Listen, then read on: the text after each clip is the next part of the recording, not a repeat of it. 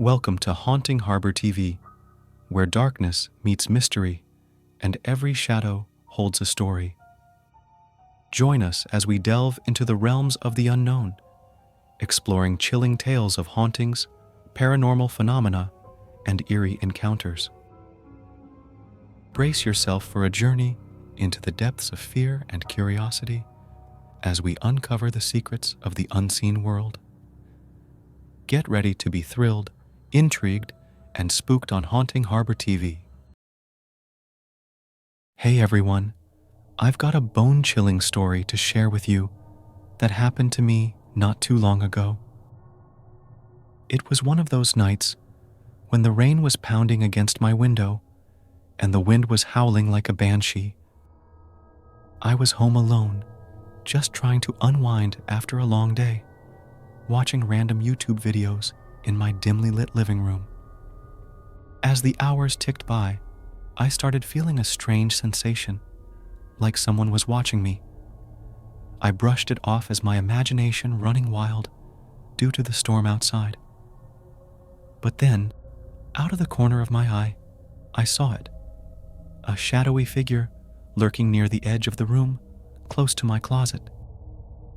At first, I thought it was just a trick of the dim lighting and the shadows playing games with my mind.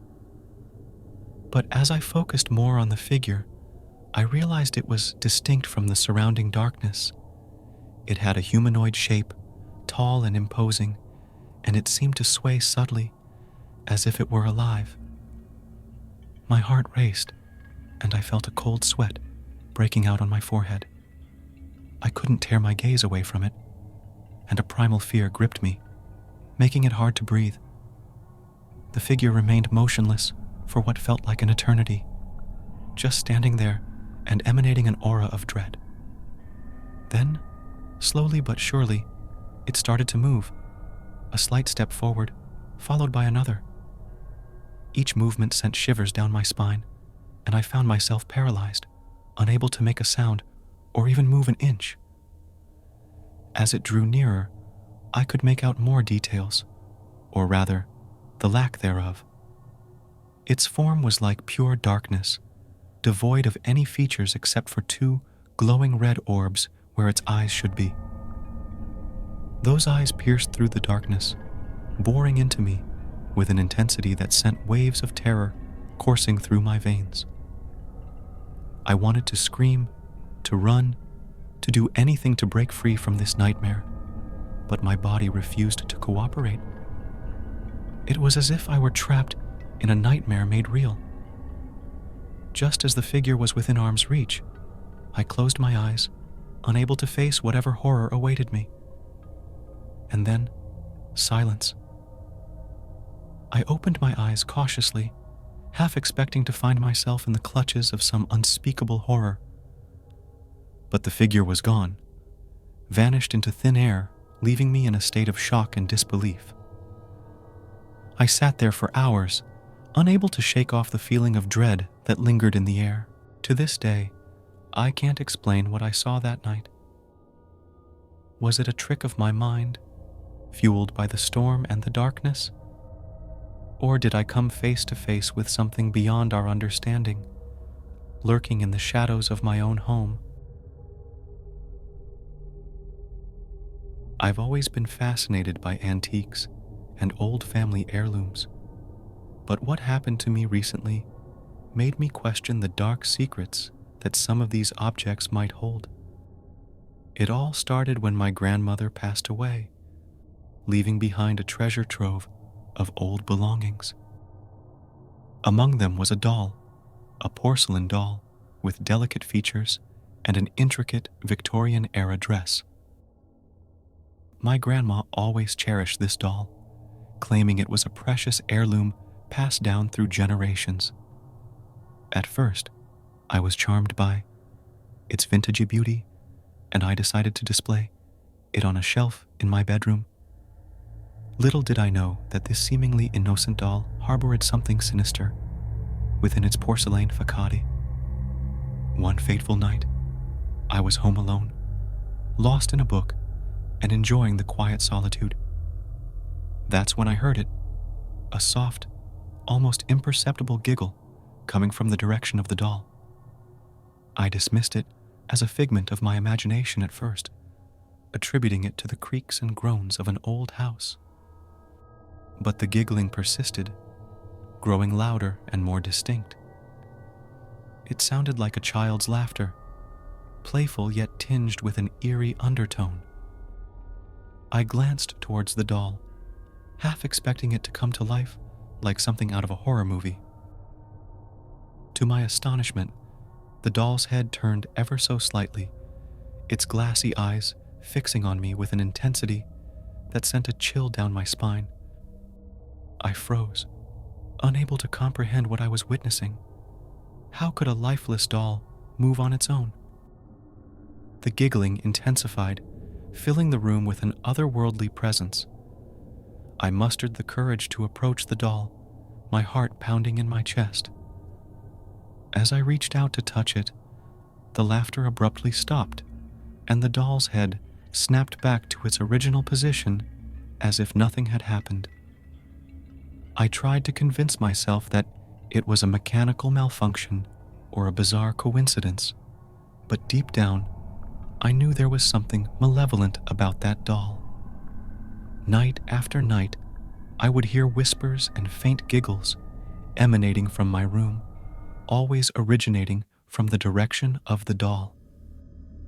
I even woke up a few times to find it in different positions, as if it had moved on its own during the night.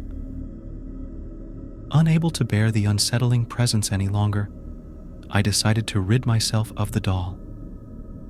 I wrapped it in layers of cloth, sealed it in a box, and buried it deep in the attic, hoping to put an end to the haunting occurrences. But even now, I can't shake off the feeling that the doll's sinister presence lingers, watching and waiting for an opportunity to unleash its dark influence once more. I never believed in the supernatural or the paranormal until a series of events unfolded that shook me to the core, making me question the unseen forces that may exist beyond our understanding. It was a typical evening, and I was home alone, catching up on some work while enjoying the tranquility of an empty house. The clock ticked past midnight when my phone rang, a sudden, unexpected interruption in the quietude of the night. I glanced at the caller ID, but it displayed an unknown number. Normally, I would ignore such calls, dismissing them as telemarketers or wrong numbers. However, something about this call felt different, almost ominous. Against my better judgment, I answered, greeted by a static-filled line. I could barely hear anything coherent, just a series of crackles and pops, as if the connection were unstable. "Hello? Is anyone there?" I ventured, my voice echoing into the void of the call. Silence followed for a few seconds, amplifying the unease creeping up my spine. Then, a voice, a distorted, unnatural voice, responded, sending a shiver down my spine. "I know you're alone.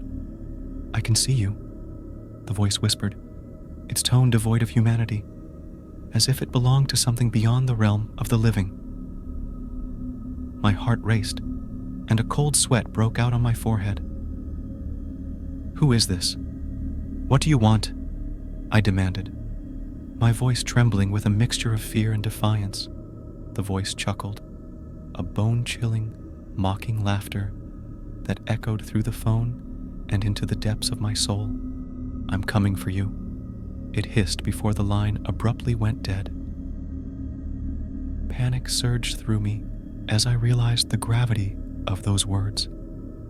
I frantically checked the doors and windows, making sure everything was locked and secure. The rational part of my mind tried to dismiss the call as a sick joke or a prank, but the primal instinct of self-preservation urged me to take precautions. I called the police, explaining the situation as best as I could.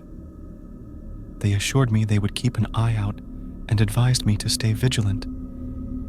But deep down, I knew that whoever or whatever had called me was beyond the reach of conventional authorities. That night was a blur of paranoia and heightened senses. Every crack of the house, every gust of wind outside sent my nerves on edge. I armed myself with a makeshift weapon, a sense of dread weighing heavy on my chest. Hours passed, each tick of the clock amplifying the silence of the night. But nothing happened. No strange figures materialized. No ominous presence made itself known. It was as if the call had been a twisted figment of my imagination, fueled by the darkness and solitude. The following day, I searched online for any reports of strange occurrences or unexplained phenomena in my area. What I found sent a chill down my spine. A series of break-ins and mysterious disappearances, all seemingly linked to isolated individuals who had reported similar strange calls. One particular news article caught my attention. A male, living alone like me, had been found murdered in his home just a few blocks away. The details were grim, pointing towards a violent intrusion in the dead of night. I couldn't shake off the feeling that I had narrowly escaped a similar fate. The sinister call, the eerie laughter, the chilling threat, they all seemed to converge into a nightmarish reality that I couldn't ignore. To this day, I live with a heightened sense of caution, always double-checking locks and remaining vigilant during the quiet hours of the night.